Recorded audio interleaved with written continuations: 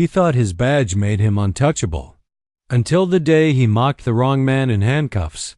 What he didn't know, that suspect was an undercover FBI agent.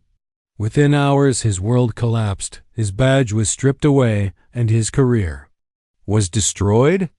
On live TV, this isn't just a story about justice, it's the day arrogance met its match. Officer Bradley Kane loved the power that came with his badge. To him, the uniform wasn't just about serving and protecting. It was a shield that allowed him to act however he pleased without consequence. In Millstone, a small town where everybody knew everybody, his arrogance went unchecked. He had the kind of smirk that made people step aside, the kind of voice that carried both authority and contempt. That night, the town was quiet. The street lamps cast long, lonely shadows across the cracked sidewalks. Most of the shops had closed, their windows dark, except for one late-night coffee shop where a lone man sat finishing his drink. Marcus Reed pushed open the door of the cafe and stepped into the cool night air. He was tall, well-dressed, and carried himself with quiet confidence. His charcoal gray suit, polished shoes, and briefcase didn't fit the profile of anyone who belonged in Millstone, at least. Not in Bradley Kane's eyes. Bradley narrowed his gaze as he leaned against his patrol car. "What do we have here?" he muttered under his breath, his voice thick with disdain. He didn't recognize Marcus, and that was enough for him to see a problem where there was none. "Hey!" Bradley's voice cracked through the still air like a whip. "You! What are you doing out here this late?" Marcus turned, his face calm and unbothered. "Just heading back to my car," he replied evenly, his deep voice steady. "Is there a problem, officer?" Bradley smirked, a cruel grin tugging at the corner of his mouth. "Yeah, there's a problem. You don't look like you belong around here. Got some ID?" Marcus reached into his jacket slowly, careful not to make any sudden movements. He dealt with men like Bradley before, arrogant, power-drunk, and itching for a reason to escalate. He handed over his ID without argument, but Bradley didn't even glance at it. He was too busy savoring the moment, too busy enjoying the imbalance of power. "Marcus Reed," Bradley said mockingly, reading the name as if it offended him. "What are you? Some kind of lawyer? Banker?" "Consultant," Marcus replied calmly. Bradley scoffed and circled him like a predator sizing up its prey. "Well, consultant, you look nervous. You hiding something?" "I'm not hiding anything," Marcus said, his patience unwavering. "If I could get my ID back, I'd like to be on my way." Bradley chuckled, a low, menacing sound. "Not so fast. Hands where I can see 'em." Marcus stared at him, his jaw tightening but his composure intact. He raised his hand slowly, the briefcase dangling from one. "This is unnecessary," he said. "Unnecessary?" Bradley repeated, stepping closer until his breath hit Marcus's face. "I'll decide what's necessary." With a cruel flourish, Bradley pulled out his handcuffs. "Turn around," he ordered, his voice laced with arrogance. Marcus exhaled.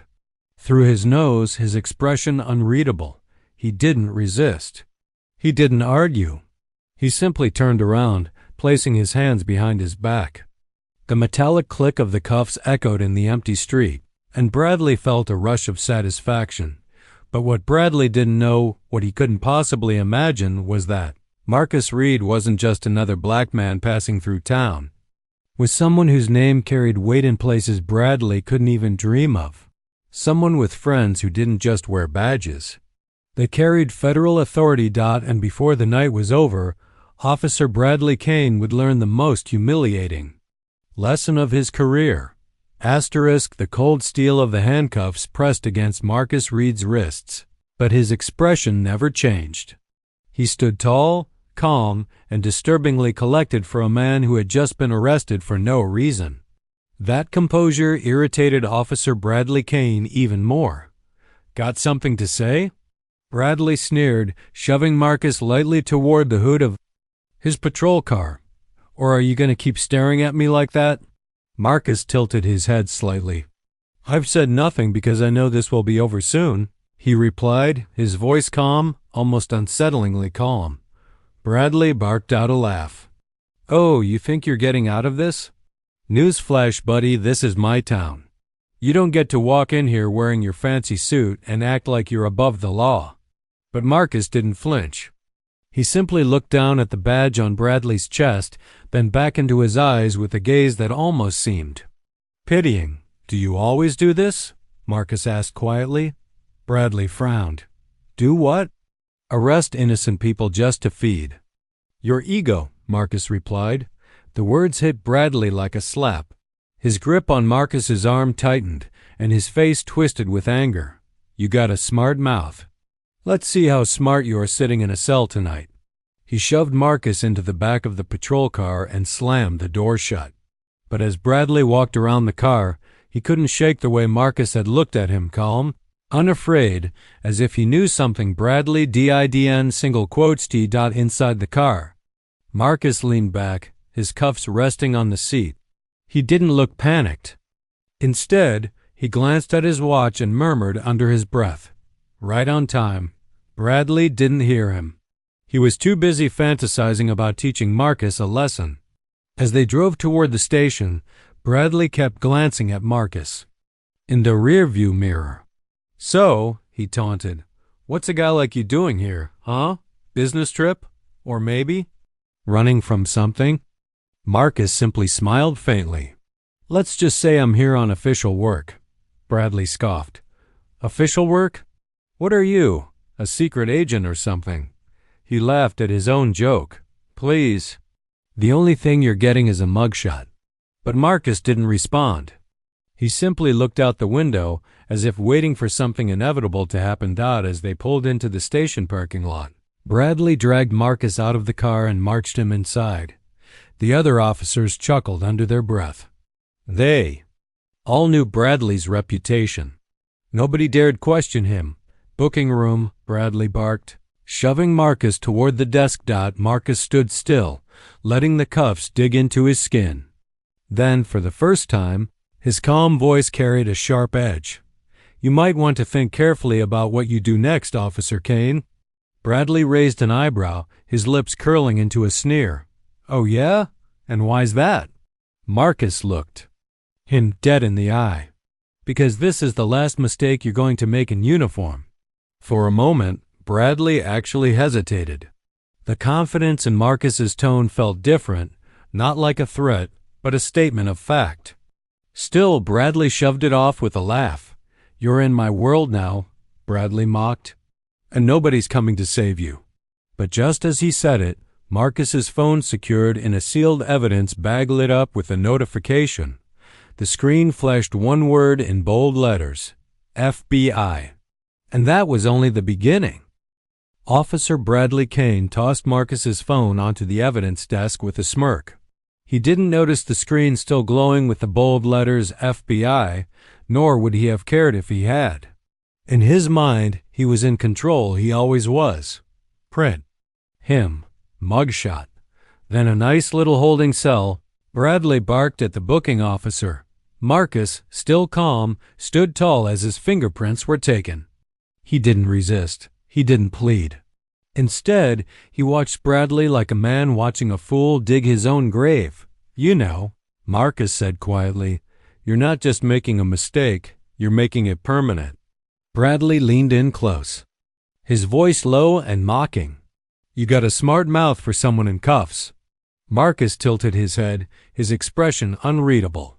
You should ask yourself why I'm not fighting this.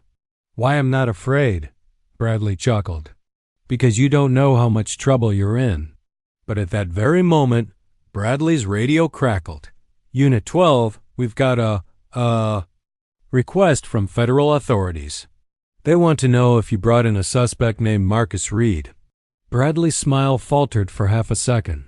He quickly masked it with arrogance. Yeah, tell him I've got him. And tell him if they want him, they can get in line. He clicked his radio off without waiting for a reply. Marcus simply raised an eyebrow. Bold move, Bradley sneered. You think some pencil pushers from D.C. scare me? I run this town. But what Bradley didn't realize was that the pencil pushers weren't just calling. They were already on their way, 30 minutes. Later, Bradley tossed Marcus into a holding cell and leaned against the bars, arms crossed. "Get comfy," he mocked. "You'll be here a while." Marcus sat down on the bench, perfectly composed. "No, officer," he said softly, "you will." The word sent an involuntary chill down Bradley's spine, but he pushed it away. He dealt with plenty of cocky suspects before. This was no different. Just then, the front doors of the station slammed open with a force that silenced every officer in the room. A team of men and women in dark suits strode in, their badges flashing under the harsh fluorescent lights. They didn't walk, they commanded the space, every step sharp and deliberate. At their head was Special Agent Victoria Hayes, a woman whose reputation reached far beyond Millstone. Her voice cut through the room like a knife. "Where is Marcus?" "Reed?" The entire station froze. Bradley straightened up, his mouth twitching nervously. Who exactly are you?" Victoria Hayes stepped forward, her badge gleaming. "FBI, and I'm here for my agent." The room went dead silent. Every officer turned to look at Bradley. "Agent?" Someone whispered. Marcus stood in his cell, his hands still cuffed, and gave Bradley a look that could only be described as devastatingly calm. Bradley's face went pale. He's FBI." Victoria's eyes narrowed. "You arrested one of ours. On what grounds?" Bradley stammered, searching for words. He looks suspicious." "Suspicious?" Victoria's voice dropped an octave, each syllable cutting sharper than the last. "You put my agent in cuffs because he looks suspicious? Congratulations, officer. You just made the biggest mistake of your career." And for the first time all night, Bradley Kane felt fear. The entire station seemed to hold its breath. Officer Bradley Kane, who had always strutted through the department like he owned it, now stood frozen as Special Agent Victoria Hayes' words cut through him like glass. "Unlock that cell," Victoria ordered, her voice sharp and commanding. Bradley's hand hovered over his keys, trembling ever so slightly. His usual arrogance was gone, replaced by something he had never felt before: humiliation. Every officer in the room was watching, some with barely concealed smirks. "Now," Victoria barked. With shaky fingers, Bradley unlocked the cell. Marcus stepped out slowly, adjusting his cuffs against his wrists before Victoria herself removed them with the flick of her handcuff key. "Agent Reed," she said smoothly, "are you all right?" Marcus nodded once, his calm demeanor never faltering. "Perfectly fine," he replied, "though I'd like to see how Officer Kane explains this." Bradley's face flushed crimson. "Look, Victoria spun on him, her eyes like steel. "Save it. You arrested an undercover FBI agent, violated procedure, and mocked him in front of half your department. Do you have any idea what this means?" Bradley's lips parted, but no words came. Marcus stepped closer, his gaze steady. "You didn't even check my credentials. You didn't run my ID. You just saw a black man in a suit and decided I didn't belong." The room went dead silent. The other officers exchanged uneasy glances. Bradley opened his mouth to argue, but Victoria raised a single hand, silencing him instantly. "This isn't just about incompetence," Victoria said, her voice low but lethal. "This is about abuse of power. And I promise you, Officer Kane, the FBI doesn't take kindly to people who interfere with federal operations." Bradley's jaw tightened, his pride warring with his fear. I didn't know. That's the problem," Marcus interrupted, his voice calm but cutting. "You didn't know, and you didn't care. You thought you could humiliate me because you assumed I had no power." The tension in the room was suffocating. Bradley looked around for support, but none of his fellow officers moved. No one would meet his gaze. His authority, the thing he had wielded like a weapon, was slipping away in front of everyone. Victoria stepped closer until she was inches from him. "Effective immediately," she said coldly. "You are relieved of duty pending a full investigation. And I assure you, we will be recommending federal oversight on this department." The words hit Bradley like a freight train. You? You? Can't. But Victoria was already turning away from him, speaking to the chief of police, who had just walked in, wide-eyed and pale. "Chief, I'll need Kane's badge and gun. Now." The chief, without hesitation, nodded. "Bradley, hand them over." For the first time in his career, Bradley Kane looked small. His hands shook as he unclipped his badge and placed it on the desk, then removed his service weapon. The room was silent except for the metallic clink of his gun hitting the counter. Marcus, standing beside Victoria, looked at Bradley one last time. His expression wasn't smug, it was almost pitying. "I told you this would be over soon," he said softly. Bradley swallowed hard. His power, his arrogance, everything he had built, it was all gone in an instant. And the worst part? This was only the beginning of his downfall. Asterisk, the sound of Bradley Kane's badge clinking on the desk seemed to echo endlessly in the station. For a moment, he stood frozen, his hands empty, his face pale. It wasn't just a disciplinary slap on the wrist. This was the collapse of everything he thought made him untouchable. Special Agent Victoria Hayes turned to the chief of police, her tone unwavering. "We'll be reviewing every arrest and every complaint filed against Officer Kane. Effective immediately, he's suspended. And I'd recommend you prepare for a full internal audit." The chief nodded stiffly, clearly unwilling to challenge her authority. "Understood, Agent Hayes." Bradley's mouth went dry. He wanted to protest, to shout, to claw back the power slipping through his fingers, but all he could manage was, "A week. You can't do this." Marcus Reed stepped forward, his presence calm but commanding. "Yes, they can," he said smoothly. "And you should be grateful this is just suspension for now. Mocking a federal agent? Wrongful arrest? Racial profiling? Those aren't small mistakes, Officer Kane. Those are career-ending." Bradley's chest tightened. The room spun with whispers from his fellow officers. They weren't even trying to hide it anymore. Some looked disgusted, others quietly amused. No one came to his defense. Victoria fixed Bradley with a stare so sharp it pinned him in place. "You'll be hearing from Internal Affairs, from the Department of Justice, and from my office. But before that," she glanced toward Marcus. "Agent Reed, do you wish to press formal charges?" Bradley's heart dropped. Marcus didn't answer immediately. Instead, he studied Bradley for a long, quiet moment. "I don't need to press charges," he finally said. "The system will take care of him. I'd rather he live with this public humiliation. That's punishment enough for now."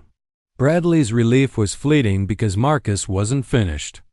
"But," Marcus added, his voice cold as ice, "if I find out for even a second that he's back in uniform harassing anyone else, I'll personally make sure his career is over permanently." Victoria smirked faintly. "Consider that your last warning, Kane. You're lucky my agent is more merciful than I would have been." The chief of police cleared his throat. "Bradley, you're dismissed. Effective immediately. Leave the station." Bradley's hands curled into fists, but there was no fight left in him. The humiliation was complete. He walked toward the door, every step heavier than the last. His fellow officers didn't move. Some even turned their backs on him. When he reached the exit, Marcus's voice stopped him cold. "One more thing," Marcus said. Bradley turned, his face a mask of barely contained rage.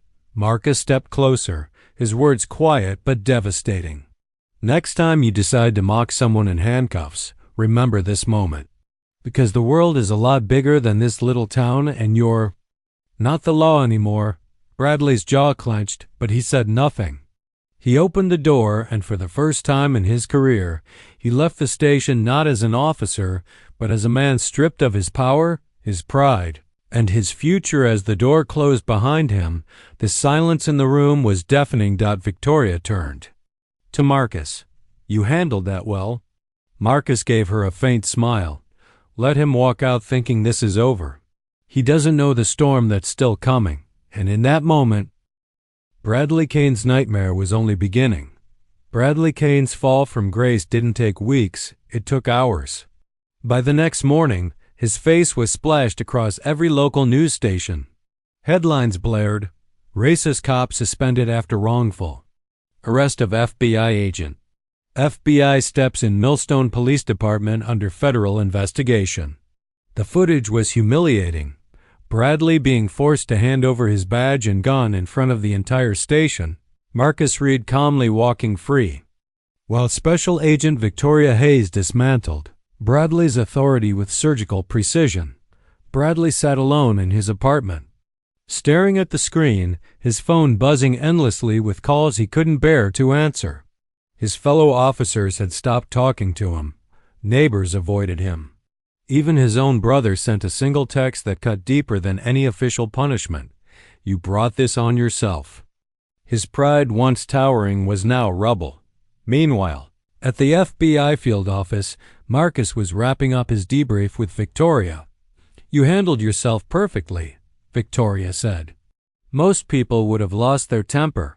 Marcus shrugged. "He wanted me angry. I wasn't going to give him the satisfaction." Victoria smiled slightly. "Well, you've done more than expose one bad cop. His suspension is just the start. Internal Affairs is digging through every complaint ever filed against him, and there are a lot." Marcus leaned back in his chair. "Good, he needs to. Learn that a badge doesn't make you untouchable." Victoria nodded. "And if everything goes the way I think it will, he won't just lose his job. He'll never wear a uniform again." Back in his apartment, Bradley's phone buzzed again. This time, it wasn't a friend or family or even a fellow officer. It was a notification. He opened it with trembling hands. Department of Justice opens civil rights investigation into Officer Bradley Kane. Bradley's heart sank. He could already imagine it, the hearings, the public humiliation, the lawsuits. Everything he'd built was gone, and there was no one left to blame but himself. For the first time in his life, he felt fear, not the fear. Kind that came from facing criminals in the streets, but the kind that came from realizing he was powerless. He slammed his phone down, his breathing ragged. His arrogance, his swagger, his reputation, they had all been ripped away. And then came the knock at the door. When Bradley opened it, he froze. Marcus Reed stood there, not in handcuffs, not humiliated, but sharp, composed, and unshakably calm. Behind him stood Victoria Hayes. What do you want?" Bradley asked, his voice trembling. Marcus studied him for a moment before speaking. "I came to tell you this personally," he said. "I could push for prison time. I could make sure you never see the inside of a police station again, but I'd rather you live with this." Bradley swallowed hard. Marcus leaned closer, his words cutting like steel. "From this day forward, every door you walk through, every job you apply for, every person who Googles your name, they'll all know what you are. That's justice enough." Bradley's shoulders slumped. His arrogance was gone, replaced with something new, shame. And in that moment, Bradley Kane, the man who once believed he ruled his town, finally understood the cost of his choices. Marcus turned to leave, but before he did, he gave Bradley one final devastating truth. You didn't just lose your badge. You lost yourself. The days that followed were a storm of consequences. Bradley Kane's name became a cautionary tale. News anchors debated his actions on live television. Social media exploded with outrage, replaying the footage of his downfall until it became a symbol of justice served. Meanwhile, the Millstone Police Department underwent sweeping changes. The FBI's investigation didn't just focus on Bradley, it exposed years of negligence and misconduct within the department. Officers who had turned a blind eye were reassigned, and mandatory federal training on bias and procedure was enforced. For Marcus Reed, it wasn't about revenge, it was about setting a precedent. He stood before a press conference, his calm Measured words echoing across the nation. "I didn't push for prison," Marcus said into the microphones. "Not because what Officer Kane did wasn't wrong, but because I believe in something worse for men like him: irrelevance. He will never hold power over anyone again." The room erupted in applause. Even reporters who had come hungry for conflict found themselves nodding. Victoria Hayes stood beside him, her expression sharp with pride. "This is what happens," she added, "when accountability finally meets arrogance." Back in his small, dimly lit apartment, Bradley sat on his couch, staring at the blank television screen. He'd been officially terminated. His appeal had been rejected. Then came the letter, a thick envelope stamped with the Department of Justice seal. Inside was the final nail in the coffin.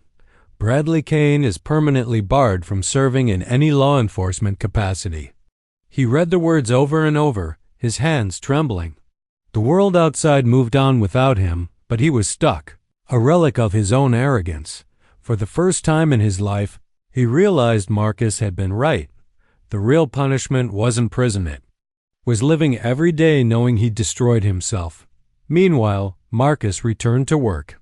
His first day back at the FBI office was met with applause from his colleagues. Victoria clapped him on the shoulder. "You didn't just win for yourself, Marcus. You won for everyone he's ever hurt." Marcus offered a small smile. "Justice isn't always loud," he replied. "Sometimes it's quiet enough that the guilty have to live with it every single day." Victoria smirked. "You should write that down."